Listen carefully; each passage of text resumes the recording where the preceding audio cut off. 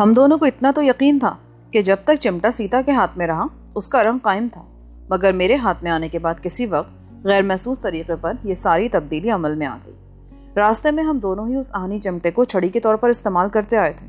वादी में हर तरफ बर्फ के नरम नरम और सफ़ेद गालों की कई फुट मोटी तह बिखरी हुई थी, लिहाजा नादीदा गढ़ों से महफूज रास्ते के इंतखाब के लिए पहले हम चिमटे के फल बर्फ में गाड़ कर सतह ज़मीन का अंदाज़ा लगाते, फिर अपने कदम आगे बढ़ाते थे। इसका मतलब यही था कि चंद सौ गज के उस रास्ते पर जो मेरी रहनुमाई में तय किया गया था, कहीं बर्फ की सतह से नीचे ज़मीन पर पारस मौजूद था, जिसके लम्स से लोहा सोना बन गया था। जिस गौहरे मकसूद की तलाश में हम दोनों चूने की खौफनाक दलदले उबूर करके धूलगरी के जानलेवा बर्फपोश इलाके में जाने का कसद करके यहाँ आए थे, वो हादसाती तौर पर हमारे आसपास ही कहीं मौजूद था। उस वक्त बर्फ हमारे लिए बेशबहा नेमत थी। उसी की वजह से हमें आहनी चिमटे को छड़ी के तौर पर इस्तेमाल करना पड़ा, और अब हमारी कमीनगाह से उस मकाम तक सारे रास्ते पर नरम बर्फ में गहरे सुराख इन मखसूस मकामात की निशानदेही के लिए मौजूद थे, जहाँ आहनी चिमटे के फल नरम बर्फ से उतरकर ठोस ज़मीन से टकराए थे। उस वक्त हैरत और मुसरत के बायस मेरे दिल की जो कैफियत थी, उसे बयान करना मेरे बस से बाहर है। कराची की एक आबादी में मिलने वाले कीमियागर ने मुझे कीमियागरी का वो राज बताया जिसकी हसरत ना जाने कितने दीवानों का लहू चाट चुकी थी। मगर लियाकताबाद में फिरदौस सिनेमा से मुल्हिका तंगो तारीख और पुरस्कार गलियों में रहने वाले जमाल ने मुझे बताया कि भांदरनास के ताव के बगैर कीमिया की तैयारी नामुमकिन है, और ये जुनून मुझे मशरक़ी पाकिस्तान और हिंदुस्तान की राह से नेपाल ले आया, और अब मैं नेपाल के शहरी इलाकों से दूर था। भांदरनास की खातिर मैं आदमखोर कबायलियों से टकराया। बर्फानी इंसान से मेरा तसादुम हुआ जिसका नाम ही मुहज़्ज़िज़ दुनिया में एक सनसनी बना हुआ है, और फिर मैं जीत गया। भांदरनास की मुक़द्दस ज़मीनी जड़ मेरे कब्ज़े में आ गई, मगर नेपाल का पुरस्कार महाऋषि आनंद राम अपनी जान की बाजी हारते हारते भी मुझे अपनी उस बेशकीमत बूटी के ज़ख़ीरे से महरूम कर गया, और अब उसकी नाजायज़ नवासी और अपनी खूबरू बीवी सीता की रहनुमाई में मैं जंगल, पहाड़, दरिया, दलदले और ग्लेशियर उपूर करके पारस पत्थर हासिल करने का अज़म कर चुका था। मगर ये कैसे खुशनसीबी थी कि वो पत्थर जिसकी तलाश में मैं जान की बाजी लगा देने पर आमादा था, मेरे आसपास एक महदूद इलाके में कहीं मौजूद था, और मुझे सिर्फ इतना करना था कि बर्फ़ हटाकर वो पत्थर ज़मीन से उठा लेना था। यकीनन कुदरत को मेरी तवील महरूमी और बेबसी पर रहम आ गया था, जो मुझे अपनी मुराद यूँ आसानी से मिलने वाली थी। हम दोनों ने नहायत एहतियात के साथ अपने अक़ब में नरम बर्फ़ में पड़े हुए चिमटे के गहरे निशान के इर्द गिर्द से बर्फ़ के ढेर हटाने शुरू किए। बर्फ़ रूई के गालों की तरह नरम थी। पूरी एहतियात के बावजूद चंद ही मिनट में भूरी पथरीली ज़मीन हमारे सामने आ गई, जिस पर नन्हे नन्हे संगरेज़ों के अलावा पत्थर के चंद बड़े बड़े टुकड़े भी मजबूती से जमे हुए थे। सीता ने हैरान और पुरजोश सवालिया नज़रों से मेरी तरफ देखा। ये कैसे पता चलेगा सफदर कि इनमें से पारस पत्थर कौन सा है? क्या तुझे उसकी पहचान नहीं है? मैंने उम्मीद भरे लहजे में पूछा। उसने मायूसी से सर को नफ़ी में जुम्बिश दी। उसकी कोई ख़ास पहचान नहीं होती। धूलगरी के ख़ास इलाके में हर तरफ भूरे, सुरमई और स्याह पत्थर बिखरे हुए हैं। उन्हीं में रंग रंग के पारस पत्थर भी हैं, और काली धात को उनसे मस के बगैर पारस पत्थर का पता चलाना नामुमकिन है। मैंने सबसे पहले हम दोनों के जिस्मों पर मौजूद चर्मी लिबासों का जायज़ा लिया। सबसे पहले मेरी नज़र चर्मी जैकेट में लगी जिप पर पड़ी, मगर वो एल्युमिनियम की बनी हुई थी। पूरे लिबास में कहीं भी लोहे का नामो निशान ना था। खैर, मैंने अपनी उंगली में मौजूद अंगूठी को देखा, जो रवाना होते वक्त आनंद राम की बेटी और सीता की माँ सुंदरी ने यादगार के तौर पर मेरे हवाले की थी। मगर वो नग वाली अंगूठी चांदी या उसी जैसी किसी सफ़ेद धात की बनी हुई थी, और पारस पत्थर की शनाख्त के लिए वो बिल्कुल नाकारा थी। अब हमें इसी वक्त बस्ती चलना होगा, वहाँ से हमें लोहा भी मिल जाएगा और आदमी भी, मैंने मायूस होकर सीता से कहा। फिर हम दोनों बर्फ़ में बने हुए आहनी चिमटे के निशानात से बचते वापस चल पड़े। क्या इत्तेफाक था कि आते हुए हम आहनी चिमटे से राह तलाश कर रहे थे, और वापसी में ठोस तलाई चिमटा हमारा सहारा बना हुआ था। उससे बर्फ़ की गहराई का अंदाज़ा करते ही हम हत्तुल इम्कान तेज़ रफ्तारी से आगे बढ़ रहे थे। मतलब अबरालूद होने की वजह से वक्त का सही अंदाज़ा लगाना तो मुमकिन नहीं था, मगर मुझे इतना अंदाज़ा ज़रूर था कि अभी दोपहर में काफ़ी वक्त है, और अगर हमने फुर्ती से काम लिया तो शाम का धुंधला का फैलने से पहले ही नरम बर्फ़ की तह में दबे कीमती पारस पत्थर को तलाश कर लेंगे। अभी हम थोड़ी ही दूर चले थे कि अचानक मुझे उस उभरे हुए रिवॉल्वर का ख्याल आया जो मैं डॉन और रैनी के सामान से उठा लाया था। चलते चलते मेरे कदम ज़मीन में गड़ गए। मैंने फुर्ती से रिवॉल्वर निकाला और सीता से कहा, अब बस्ती जाने की ज़रूरत नहीं है, लोहा हमारे पास मौजूद है। सीता ने मुझसे रिवॉल्वर लेना चाहा, मगर मैंने उसका चैम्बर खाली किए बगैर सीता को रिवॉल्वर छूने तक ना दिया। कहीं वो शौक में सेफ्टी कैच हटाकर रिवॉल्वर का ट्रिगर दबा देती तो कोई भी अंदोनाक हादसा रोनुमा हो सकता था।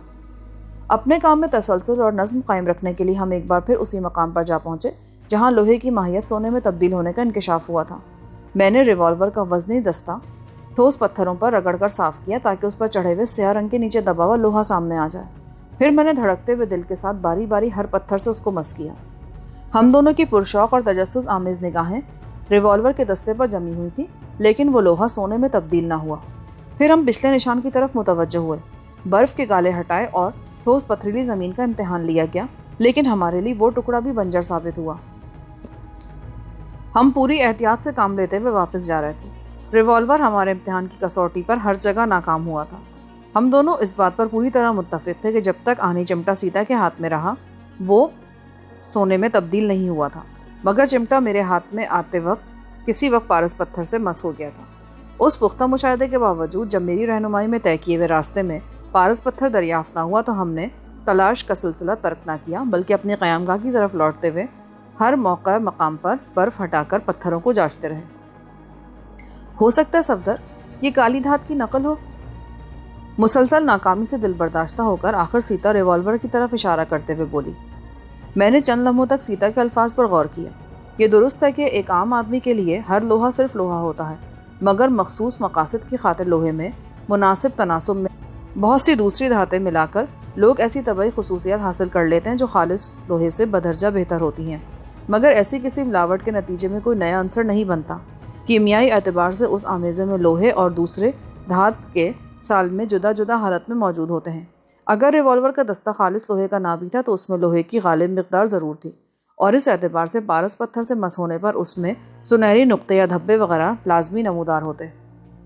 پارس کی تلاش کی مہم ابھی زور و شور سے جاری تھی اور ہم اپنی پتھریلی قیامگاہ سے خاصی دور تھے کہ وادی میں کچھ اندھیرا سا پھیلنے لگا، ساتھ ہی بھیگی بھیگی سست رفتار ہوائیں بھی چلنے لگی۔ میں نے سر اٹھایا تو پوری وادی میں گہرے سرمئی بادل اترے ہوئے تھے اور آثار سے ظاہر ہو رہا تھا کہ کسی بھی لمحے برف باری کی ابتدا ہو سکتی ہے۔ یہاں تلاش بے سود ہے سیتا، مجھے یاد ہے اس مقام تک چمٹا سونے میں تبدیل نہیں ہوا تھا۔ سیتا نے بھی میری رائے سے اتفاق کیا اور ہم مایوسی کے عالم میں اپنی پناہگاہ کی طرف چل دیے۔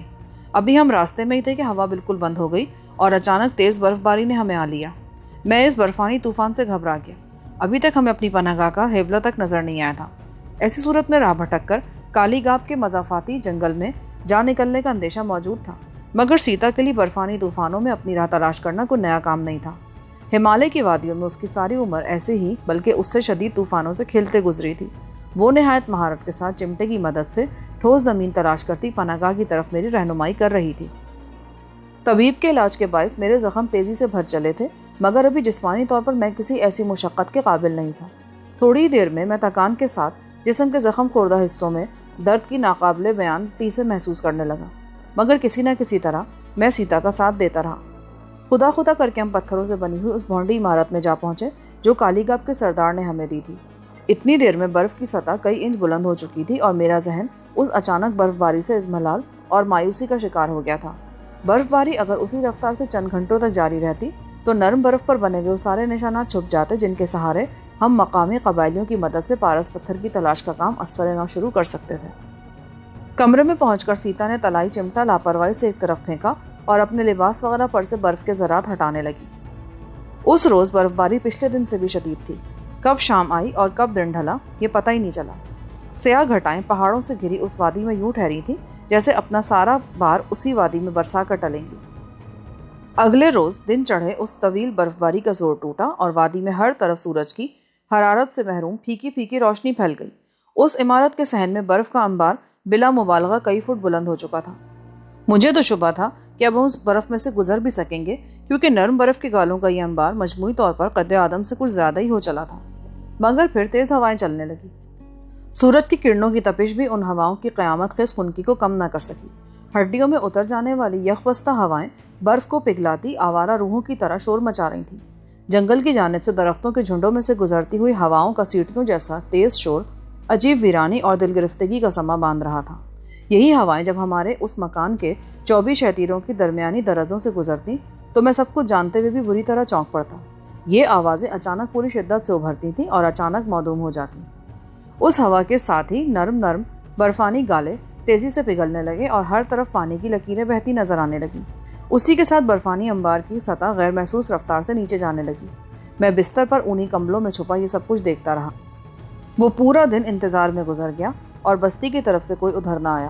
میں جانتا تھا کہ ان طوفانی ہواؤں اور بہتے ہوئے یکبستہ دھاروں میں باہر نکلنا موت کو دعوت دینے کے مترادف تھا۔ موسم تیسرے روز بھی بگڑا ہوا تھا، مگر برف کے بیشتر انبار پگھل کر بہہ چکے تھے۔ مجھے اس روز بستی سے کسی کی آمد کی امید تھی، کیونکہ اس دن ڈان اور رینی کو 24 تابوتوں میں بند کر کے سرخ چوٹوں کے حوالے کرنے کا پروگرام تھا۔ دوپہر کے قریب جب سردی سے ٹھٹرتی ہوئی سورج کی کرنوں میں کچھ جان پڑی تو بستی سے ایک سینفری جماعت آئی۔ وہ ہم دونوں کے لیے چیتے کی کھالوں سے بنے ہوئے 2 لباس لائے تھے تاکہ ہم سردی سے محفوظ رہتے ہوئے بستی تک جا سکیں۔ میں اس مکان میں پڑے پڑے اکتا چکا تھا۔ بستی میں پہنچنے کے بعد میں سردار سے پارس پتھر کی تلاش کے سلسلے میں کچھ مدد حاصل کر سکتا تھا، لہٰذا ہم دونوں فوراً ہی تیار ہو کر ان کے ساتھ روانہ ہو گئے۔ راستے میں ہر طرف برف اور یکبستہ پانی کی نالیاں ہی نالیاں بہتی نظر آ رہی تھیں۔ انہیں عبور کرتے ہم تھوڑی ہی دیر میں بستی کے قریب جا پہنچے۔ وہاں مقامی باشندے گرم ملبوسات میں لپٹے اپنے جھونپڑوں کے ان بوسیدہ حصوں کی مرمت کر رہے تھے جنہیں شدید برف باری سے نقصان پہنچا تھا۔ اس کام میں وہ سب ایک دوسرے سے تعاون کر رہے تھے، مگر وہاں دور دور تک کسی عورت کا سایہ بھی نظر نہیں آتا تھا۔ کھلے میدان سے جھونپڑوں کے درمیان آ جانے پر سیتا نے اپنے سر اور چہرے پر منڈی ہوئی عیالدار چرمی ٹوپی الٹ دی اور میں نے دیکھا کہ سورج کی روشنی میں ایک عورت کو یوں کھلے بندوں گھومتے دیکھ کر تقریباً تمام مقامیوں کی آنکھیں حیرت سے پیشانیوں پر جا چڑھیں۔ وہ سیتا کے بارے میں دبی دبی آوازوں میں تبصرے کرنے لگے، مگر یہ عمل غنیمت تھا کہ ہم سے کسی نے اعتراض نہ کیا۔ غالباً پوری بستی کو ہی علم ہو چکا تھا کہ وہاں 2 اجنبی آئے ہوئے ہیں جن کی وجہ سے نینی کی آبرو کے لٹیرے اور قاتل بہت جلد کیفر کردار کو پہنچنے والے تھے۔ ہمارے سفر کا اختتام پتھروں کے بنے ہوئے ایک بلند اور حویلی نما مکان پر ہوا۔ یہاں بستی کا بوڑھا طبیب ہمارا منتظر تھا۔ اس نے بڑی محبت سے ہمارا استقبال کیا، پھر ہم دونوں کو ساتھ لے کر حویلی کے عظیم و شان پھاٹک سے اندر داخل ہو گیا۔ حویلی کے کچے صحن میں مضبوط شیطیر گاڑ کر ایک عارضی چھپر بنایا گیا تھا، جس کے نیچے کچھ مقامی لوگ لکڑی کے 2 تابوتوں کا آخری جائزہ لینے میں مصروف تھے۔ قریب ہی ایک تپائی پر بہت بڑا نقارہ رکھا تھا اور چھپر سے ذرا دور حویلی کی اصل عمارت نظر آ رہی تھی۔ طبیب کو اس قبیلے میں خاص رتبہ حاصل تھا۔ وہ صرف مالج ہی نہیں بلکہ اپنے سردار کا معتمد، مشیر اور رازدار بھی معلوم ہوتا تھا۔ اس نے گہری نظروں سے دونوں تابوتوں کا جائزہ لیا، کاریگروں سے ان کے بارے میں کچھ سوالات کیے، پھر چوبدار کو نقارہ پیٹنے کا اشارہ کیا۔ نقارے پر چوٹ پڑی اور فضا میں ایک بھیانک سی آواز گونج اٹھی، جس پر سیتا غیر ارادی طور پر اچھل پڑی۔ سیتا کے چونکنے پر طبیب مسکرا اٹھا۔ یہ ہمارے قبیلے کا خاص نقارہ ہے، جسے جنگ و جدل یا خوفناک سزاؤں کے موقع پر بجایا جاتا ہے۔ اس کی آواز میں عجیب دہشت پائی جاتی ہے۔ اس کے مسلسل شور سے ہم 2 مواقع پر اپنے دشمنوں کو سراسیمہ کر چکے ہیں۔ میں اس موضوع پر طبیب سے کچھ دریافت کرنے ہی والا تھا کہ اچانک حویلی کی عمارت کی جانب سے ایک شور ابھرا۔ ساتھ ہی کچھ لوگوں کی بھیڑ بھی عمارت سے نکلتی نظر آئی۔ آنے والوں میں بستی کا دراز قامت اور مضبوط جسم والا ادھیڑ عمر سردار پیش تھا۔ اس نے کسی دھاری دار چیتے کی کھال بڑے لاپرواہانہ انداز میں اپنے جسم کے گرد یوں لپیٹ رکھی تھی کہ اس کا بایاں شانہ اور بازو برہنہ تھا۔ داہنے شانے پر اس کا پالتو شکرا نہایت سکون سے بیٹھا تھا۔ اس شکرے کی نیلگو پشت تھی، نچلے حصے کا رنگ مٹیالہ، خوفناک چونچ کے قریب دونوں طرف سیاہ دھبے نمایاں تھے۔ گلے کے علاوہ سارے بدن پر شکستہ سیاہ لکیریں نظر آ رہی تھیں۔ ٹانگوں پر پروں کا لمبا لمبا نرم رواں لٹک رہا تھا۔ وہ گرد و پیش سے بے نیاز، بے حد آسودہ اور مطمئن نظر آتا تھا۔ سردار کے پیچھے ڈان اور رینی تماشائے عبرت بنے آ رہے تھے۔ ان کے الجھے ہوئے خشک بال، بڑی ہوئی داڑھیاں، گندے اور پھٹے ہوئے لباس ان کے چہروں کی وحشت کو خون آور بنا رہے تھے۔ ان مصائب کے عادی نہ ہونے کی وجہ سے وہ شاید پچھلی راتیں بے خوابی کے عالم میں گزار رہے تھے، کیونکہ ان کی آنکھیں سرخ اور ورمالود ہو رہی تھیں۔ ان دونوں کے ہاتھ پشت پر بندھے تھے اور بہت سے مسلح افراد کی ایک ٹولی انہیں ہانکتی ہوئی چھپر کی طرف لا رہی تھی۔ سب سے آخر میں آنے والا ایک شخص اپنے سر پر ایک وزنی ٹوکرا لیے چلا آ رہا تھا۔ یہ جلوس چھپر کے نیچے آ کر رک گیا۔ سردار نے قریب آ کر بڑی گرمجوشی سے میرا شانہ دبایا۔ سردار میری مزاج پرسی میں مصروف تھا کہ اچانک اس کا شکرا کریہ اور غصیلی آواز میں چیخا۔ سردار نے چونک کر اس کی طرف دیکھا اور بائیں ہاتھ سے ہولے ہولے اس کی پشت سلانے لگا۔ سیتا سہم کر میرے شانے سے آ لگی۔ شاید اس لڑکی نے شکرے کو چھیڑا تھا۔ سردار مجھ سے بولا، اسے بتاؤ کہ یہ شکرا بہت خونخوار ہے اور پل بھر میں دشمن کی آنکھیں نوچ لیتا ہے۔ اس سے چھیڑ چھاڑ میں کہیں سے خود نقصان نہ اٹھانا پڑ جائے۔ تو نے اسے چھیڑا تھا؟ میں نے پلٹ کر سیتا سے پوچھا۔ میں نے تو بس ہاتھ لگایا تھا ہلکا سا، اور یہ مردود پوری آواز سے چیخ پڑا۔ سردار کہہ رہا ہے کہ جس سے ناراض ہو جائے نا اس کی آنکھیں نکال لیتا ہے۔ ہاں، شکل سے خونی درندہ لگتا ہے یہ۔ اسی وقت ڈان خود پر قابو پاتے ہوئے بھررائی آواز میں سردار سے مخاطب ہوا۔ کیا تم یہ طے کر چکے ہو کہ ہمیں سزائے موت دی جائے؟ ہاں، سرخ چوٹے تمہارا مقدر قرار پا چکے ہیں۔ مجھے تم سے ایسی بے رحمی کی توقع نہیں ہے سردار، میں مرنے کو تیار ہوں، مگر خدا کے لیے کوئی آسان موت تجویز کرو۔ نینی کے ساتھ تم لوگوں نے کون سی رعایت کی تھی اجنبی، جو میں تمہاری پسند کا لحاظ کروں؟ اور موت کی دوسری صورت بھی کم بھیانک نہیں ہوگی۔ بولو، کسی اور موت کے لیے تیار ہو؟ وہ کیا؟ میرا شکرا تمہاری بوٹیاں نوچ لے گا۔ میں تمہیں یہاں سے بھاگنے کے لیے 1 دن کی مہلت دیتا ہوں، پھر میرا شکرا آزاد فضاؤں میں بلند ہوگا۔ میں نے اسے بو کے سہارے پرواز کے لیے سدھایا ہے۔ اس مہلت کے بعد تم جہاں جس حال میں بھی ہوگے، یہ تمہارے ٹکڑے اڑا دے گا۔ نہیں نہیں، ڈان ہزیانی انداز میں بڑبڑاتے ہوئے لڑکھڑا گیا۔ پھر اس پر پاگل پن کا دورہ سا پڑ گیا اور وہ اول فول بکنے لگا۔ سردار کا معالج خاص ٹوکرے میں لائی ہوئی خاص خوشبویات 24 تابوتوں میں بسا رہا تھا۔ ان کے سہارے سرخ چوٹوں کو فوراً متوجہ کیا جا سکتا تھا۔ پھر ڈان اور رینی کو زرد رنگ کے مشروب کے پیالے دیے گئے۔ وہ دونوں شاید کافی پیاسے تھے، فوراً ہی سارا سیال پی گئے اور دیکھتے ہی دیکھتے بے سدھ ہو کر زمین پر ڈھیر ہو گئے۔ ان دونوں کے ہاتھ کھول دیے گئے اور ان کے ساکت جسموں کو تنگ تابوتوں میں ڈال دیا گیا۔ اس سے پیشتر ان کے بدن سے سارے کپڑے اتار دیے گئے تھے۔ پھر ان کے جسموں پر بھی وہی خوشبویات ملی گئیں اور سردار کے اشارے پر تابوتوں کے ڈھکنے مضبوطی سے جڑ دیے گئے۔ میرے استفسار پر سردار نے بتایا کہ دونوں مجرموں پر سیال کا اثر محض وقتی ہے، تھوڑی دیر بعد وہ پوری طرح ہوش میں ہوں گے۔ انہیں محض اس لیے بے ہوش کیا گیا تھا کہ تاکہ تابوتوں میں انہیں آسانی سے بند کیا جا سکے۔ ایک شخص نے نقارہ گلے میں ڈالا اور دھیمے دھیمے اس پر چوٹ لگاتا حویلی کے احاطے سے نکاسی کے راستے پر ہو لیا۔ اس کے پیچھے چند مضبوط مقامیوں نے دونوں تابوت کندھوں پر اٹھا دیے۔ ہم دونوں اور سردار اپنے معالج کے ہمراہ آخر میں تھے۔ شاید نقارے کی پہلی چوٹ کسی خاص اعلان کی حامل تھی۔ ہم تو باہر نکلے تو پورا میدان مقامی مردوں سے بھرا ہوا تھا۔ ان میں جوش و خروش بلکہ اشتعال پایا جاتا تھا۔ باہر نکلتے ہی نقارے کی آواز یکلخت تیز ہو گئی۔ سردار نے آگے بڑھ کر جلوس کی رہنمائی کی تیاری کی۔ میں سیتا سمیت اس کے پیچھے تھا۔ پھر نقارہ بردار شخص، جس کے بعد دونوں 24 تابوت تھے۔ میں بستی کے مشتعل اور مغموم مردوں کو دیکھ رہا تھا۔ اسی دوران میرے ذہن میں بار بار پارس پتھر کا خیال سر ابھارتا رہا۔ میں پہلی فرصت میں سردار کے معالج خاص سے اس اپنے انوکھے تجربے کے بارے میں گفتگو کرنا چاہتا تھا۔ میں پارس پتھر کی طرف سے ابھی تک پر امید تھا۔ میرا دل کہہ رہا تھا کہ اگر اب بھی مقامیوں کی مدد سے میں اس پورے علاقے کا جائزہ لوں تو کہیں نہ کہیں پارس پتھر دریافت ہو ہی جائے گا، مگر یہ وقت اس بات کو چھوڑنے کا نہیں تھا۔ نقارے کی تیز اور وحشیانہ گونج پر یہ جلوس آہستہ آہستہ آگے بڑھنے لگا۔ تھوڑی دیر بعد اچانک 24 تابوتوں میں سے رینی اور ڈان کی وحشت زدہ غسیلی چیخیں ابھرنے لگیں۔ وہ دونوں شاید ہوش میں آ چکے تھے اور اب خود کو بے دست و پا محسوس کرتے ہوئے خوفزدہ ہو گئے تھے۔ ان کی چیخوں کی کسی نے پرواہ نہیں کی۔ رفتہ رفتہ جلوس کی رفتار تیز ہوتی گئی۔ بستی سے باہر آنے کے بعد سب لوگ دائرے کی صورت میں تابوتوں کے گرد پھیل گئے۔ تھوڑی دیر بعد کالی گاب کے مضافاتی جنگل کے آثار نظر آنے لگے۔ وہاں داخل ہونے کے بعد تابوتوں کے گرد پھیلے ہوئے مقامیوں کو مجبوراً قطار کی صورت میں سمٹنا پڑا، کیونکہ وہاں راستہ بہت تنگ تھا۔ چند مخمنی سی پگڈنڈیوں سے گزرنے کے بعد جلوس یک بیک جنگل کے ایک ایسے حصے میں جا پہنچا جہاں ہر سو گہری تاریکی پھیلی ہوئی تھی۔ زمین پر سورج کی براہ راست روشنی کا کہیں گزرنا تھا۔ سردار کے داہنے شانے پر بیٹھا ہوا خوفناک شکرا سارے راستے خاموش اور پرسکون رہا، مگر نقارے کے شور سے سارے جنگلی پرندے خوفزدہ آوازیں نکالتے ادھر ادھر اڑتے پھر رہے تھے۔ قرب و جوار سے جنگلی جانوروں کی وحشت زدہ آوازیں بھی سنائی دے رہی تھیں، مگر اس جلوس کی جانب کسی درندے نے رخ نہ کیا۔ اونچے اونچے درختوں سے گھرے ایک کشادہ خطے میں پہنچ کر سردار رک گیا۔ یہاں زمین بالکل خشک تھی، جس کا مطلب تھا کہ یہاں برف زمین تک نہیں پہنچ پائی تھی۔ سردار کے اشارے پر دونوں تابوت اتار کر ایک درخت کے قوی ہیکل تنے کے قریب رکھ دیے گئے۔ سردار، خدا کے لیے ہم پر رحم کرو۔ اچانک ایک تابوت سے ڈان کی کپکپاتی ہوئی آواز ابھری۔ ظالموں کے ساتھ رحم کرنا سب سے بڑی بے رحمی ہے، سردار نے جواب دیا۔ تم سب وحشی اور درندے ہو، تم پر بہت جلد مسیح کا عذاب نازل ہوگا اور تم انہی پہاڑوں میں پیس کر رکھ دیے جاؤ گے۔ ڈان حلق پھاڑ کر چیخا۔ سردار نے اس زانی اور قاتل کی ہرزہ سرائی پر کوئی توجہ نہ دی۔ نقارے کی آواز رک چکی تھی اور سب لوگ نیم دائرے کی صورت میں ان تابوتوں کے گرد پھیل چکے تھے۔ پھر اچانک میں نے ایک ہولناک منظر دیکھا۔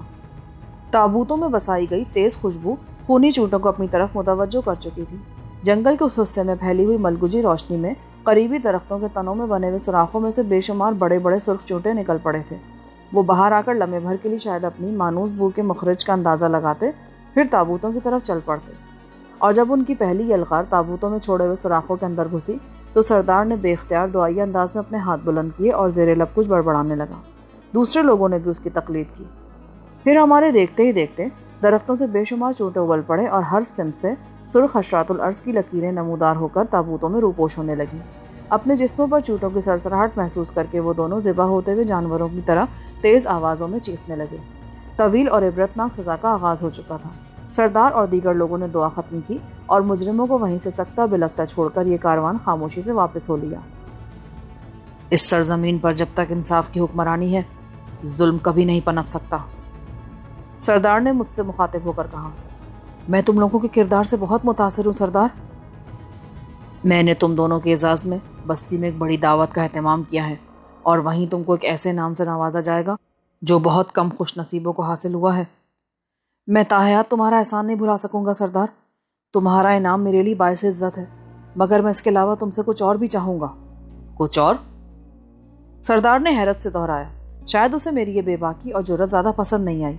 ہاں سردار، شاید میں نے تمہیں بتایا تھا کہ میں اپنی بیوی کے ساتھ دھول گری جاتے ہوئے مقدر کی ستم ظریفی کا شکار ہو گیا تھا۔ ہاں مجھے یاد ہے۔ دھول گری کے علاقے میں پارس پتھر بکثرت ملتا ہے، مجھے اسی کی تلاش تھی۔ اوہ، وہی پتھر جس کے لمس سے کالی دھات زرد ہو جاتی ہے۔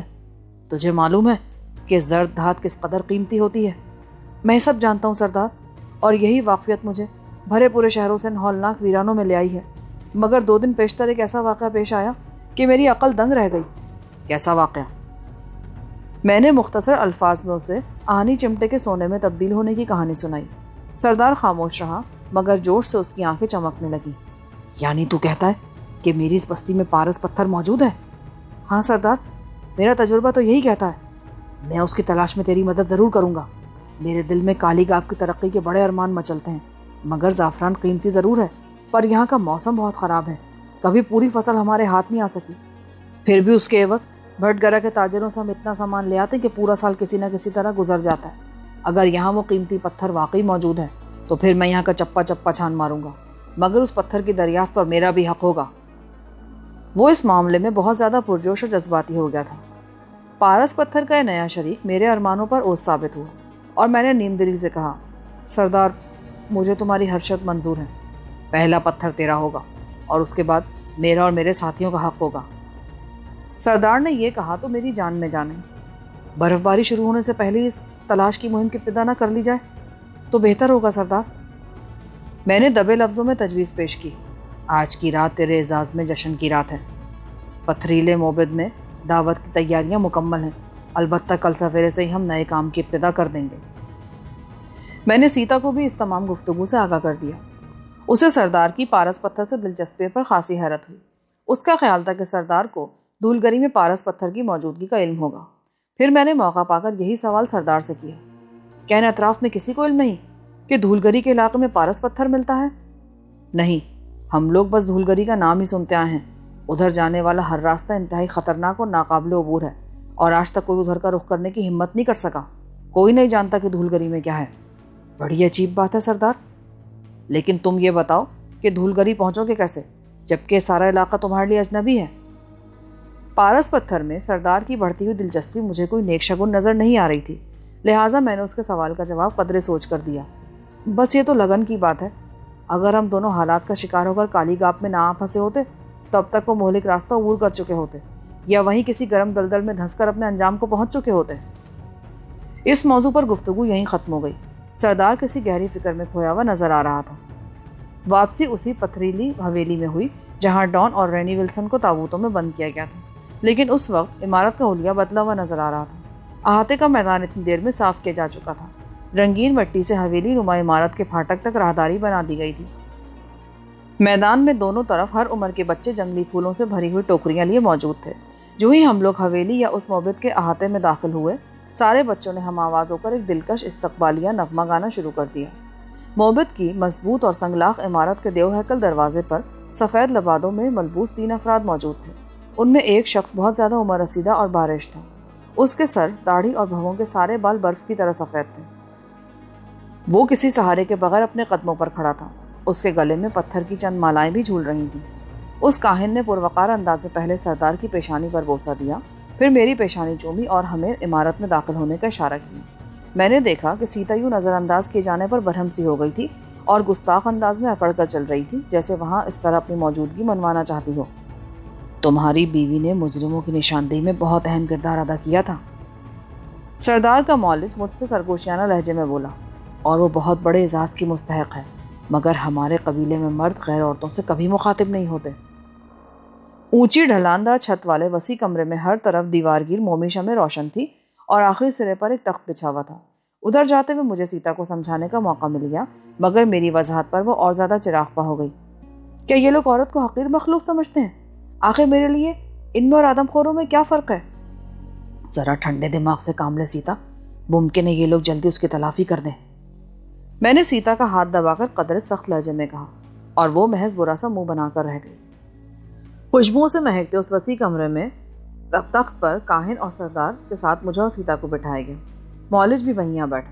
باقی لوگ نظم و ضبط کے ساتھ ہال کے فرش پر بیٹھتے چلے گئے۔ بیٹھنے کے بعد ایک عقبی دروازے سے چند خادم بڑے بڑے تھال اٹھائے اندر آئے اور وہ ہال بھنے ہوئے گوشت کی اشتہا انگیز خوشبو سے مہک اٹھا۔ جب گوشت کے تھال ہر جگہ پہنچا دیے تو سردار کے اشارے پر کھانے کی ابتدا ہوئی۔ گوشت کا ذائقہ محسوس کرتے میری اشتہا بھڑک اٹھی۔ میں نے اتنا لذیذ گوشت زندگی میں کبھی نہیں کھایا تھا۔ کھانے کے بعد لوگ سرک کر دیواروں سے جا لگے اور 3 رقاص درمیانی جگہ میں آ گئے۔ انہوں نے فحش حرکات سے آری چند مقامی رقص پیش کیے، جس کے بعد سردار حاضرین سے خطاب کرنے اٹھا۔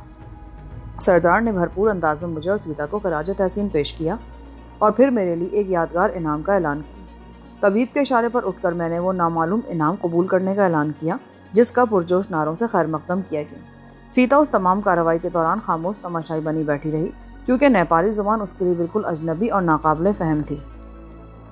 ہماری بستی میں یہ صدیوں پرانی ریت چلی آ رہی ہے کہ عورتیں سخت پردہ کرتی ہیں، سردار کہہ رہا تھا۔ شاید ہمارے مہمان کو اب تک علم ہو چکا ہو کہ ہمارے قبیلے میں شادی تک لڑکے اور لڑکی دوسرے کی صورت سے آشنا نہیں ہوتے۔ جس لڑکی کو بیاہنا مقصود ہو، اس کی ساری خوبیاں اور خامیاں موبت کسی کمرے میں ہجوم کے سامنے بیان کی جاتی ہیں۔ پھر شادی کا متمنی ہر لڑکا میری اجازت سے اپنی مخصوص نشانی لگا کر ایک پتھر میرے حوالے کرتا ہے، اور یوں جمع ہو جانے والے تمام پتھر مٹی کے رنگا رنگ تھال میں سجا کر لڑکی کے جھونپڑے پر بھیج دیے جاتے ہیں۔ لڑکی جس پتھر کا انتخاب کرتی ہے، اس کا بھیجنے والا لڑکا اس کا مرد قرار پاتا ہے، مگر انعام کی اس رسم میں ہم نے یہ طریقہ تبدیل کر دیا ہے۔ یہ سن کر میرا ماتھا ٹھنکا۔ دربار میں موجود لوگ اس اعلان پر دبی دبی سرگوشیاں کرنے لگے۔ میں نے بوکھلا کر سیتا کی طرف دیکھا، مگر وہ بیزاری سے چھت کی طرف دیکھ رہی تھی۔ اپنے معزز مہمان کے لیے ہم نے بستی کی 7 حسین ترین لڑکیوں کا انتخاب کیا ہے، جن کے سامنے چاند کا حسن شرماتا ہے، جن کی آواز آج تک بستی کے کسی مرد نے نہیں سنی۔ ان میں سے ہر لڑکی کی مخصوص نشانی مقدس کاہن کی تحویل میں ہے۔ ہمارا مہمان ان میں سے جو نشانی منتخب کرے گا، اسی کے مطابق ایک لڑکی اسے بخش دی جائے گی۔ سردار کی باقی بات نعروں اور تالیوں کے شور میں دب کر رہ گئی۔ مگر میں شادی شدہ ہوں، میں طبیب کے قریب کھسک کر بوکھلائے ہوئے لہجے میں بولا۔ اچانک طبیب کا چہرہ غصے سے سرخ ہو گیا اور وہ میرے رازدارانہ لہجے کی پرواہ کیے بغیر تیز آواز میں غرایا، اجنبی، کیا تیری تہذیب یہی سکھاتی ہے کہ محسنوں کی توہین کی جائے؟ طبیب کی تلخ نوائی پر سارے مجمع پر خاموشی اور سنسنی چھا گئی۔ ہر شخص اس بدمزگی کا سبب جاننے کے لیے بے چین تھا۔ کیا بات ہے؟ صفدر کی تہذیب سے تجھے کیا دکھ پہنچا ہے؟ سردار نے طبیب کی بات سن کر حیرت سے سوال کیا۔ اپنے مہمان سے خود پوچھ لے سردار۔ طبیب کے تیور بگڑے ہوئے تھے۔ معزز سردار، میرا مقصد طبیب کی دل آزاری ہرگز نہیں تھا۔ میں نے مجمع کا جائزہ لیتے ہوئے نرم اور خوش آمدانہ لہجے میں کہا۔ تو نے اس سے کہا کیا تھا؟ تم نے مجھے جو عزت بخشی ہے سردار، میں اس کا ہرگز مستحق نہیں تھا۔ یہ ایک بہت بڑا اعزاز ہے جسے قبول کرنا میری خوش بختی ہوگا، مگر میں نے طبیب کو بتایا ہے کہ میں شادی شدہ ہوں۔ اگر اس قبیلے کی کوئی نازنین میرے سپرد کر دی گئی تو میں ڈرتا ہوں کہ میں شاید اس سے انصاف نہ کر سکوں۔ مگر تو پہلے یہ نام قبول کرنے کا اعلان کر چکا ہے۔ سردار کا لہجہ بھی بگڑ گیا۔ مردوں کے الفاظ عہد کے برابر ہوتے ہیں، اب کیا تو ہمارا نام ٹھکرا کر ہمیں ذلت سے دوچار کرنا چاہتا ہے؟ بگڑے ہوئے حالات نے مجھے سراسیمہ کر دی۔ یہ لڑکی میری بیوی ہے سردار، شاید یہ اس بات کو کسی قیمت پر گوارا نہ کر سکے کہ اس کا مرد کسی دوسرے عورت کے تعلق سے بھی پہچانا جائے۔ معزز طبیب اس کے مزاج کی تندی سے خوب واقف ہیں، انہیں اس کا تجربہ ہے۔ ہمارے قبیلے کا کوئی مرد اپنی عورت کے سامنے اتنا بے بس نہیں ہوتا۔ سردار برہم ہو گیا۔ میں اس انعام سے انکار نہیں کرتا سردار، یہ انعام تو میرے لیے عزت اور اعزاز کا باعث ہے۔ میری بات کو غلط سمجھا گیا۔ میں طبیب کو صرف یہ بتانا چاہ رہا تھا کہ میری بیوی غصے والی ہے، کہیں ایسا نہ ہو کہ بعد میں اس کی کسی زیادتی کے باعث مجھے اس بستی میں نظریں نیچی کرنی پڑیں۔ کیا تو صرف یہی واضح کرنا چاہتا تھا؟ ہاں سردار، صرف اتنی سی بات تھی۔ تمہارے انعام سے انکار میرے لیے بدنصیبی ہوگا۔ میرے اس بیان پر فضا میں چھائی تلخی کافی حد تک چھٹ گئی، مگر طبیب کی نگاہوں میں اب میرے لیے وہ پہلا سا خلوص نہیں رہا تھا۔